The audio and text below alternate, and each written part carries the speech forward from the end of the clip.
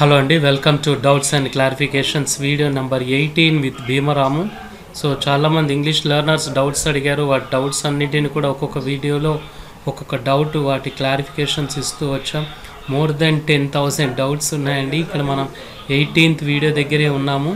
మీకున్న డౌట్స్ని కూడా కామెంట్ బాక్స్లో పోస్ట్ చేయండి. ఖచ్చితంగా వాటికి మేము క్లారిఫికేషన్స్ ఇస్తాం.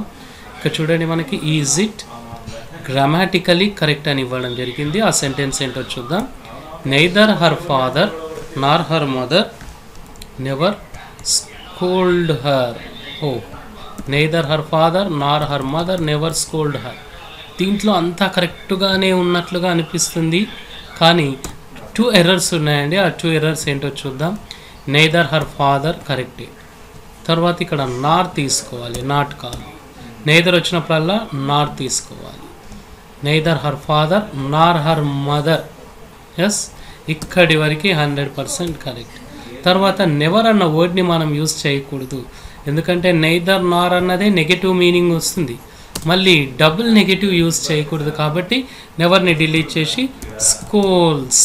ఇక్కడ మదర్ నియరెస్ట్ వన్ కాబట్టి స్కూల్స్ ఎస్ ఫామ్ తీసుకోవడం important. Schools her correct. So ఈ సెంటెన్స్ని మనం గ్రామాటికల్గా ఇలా కరెక్ట్ చేయొచ్చండి. మీకున్న డౌట్స్ని కూడా క్లారిఫికేషన్స్ కోసం కామెంట్ బాక్స్లో పోస్ట్ చేయండి. అండ్ మా ఛానల్ నచ్చితే సబ్స్క్రైబ్ చేసుకోండి, లైక్ చేయండి, కామెంట్ చేయండి.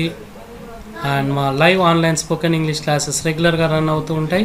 మళ్ళీ న్యూ బ్యాచ్లో జాయిన్ అవ్వడానికి ఇక్కడ ఉన్న నెంబర్కి వాట్సాప్ చేయండి లేదా కాంటాక్ట్ అవ్వండి, మీకు మోర్ డీటెయిల్స్ ఇస్తాము.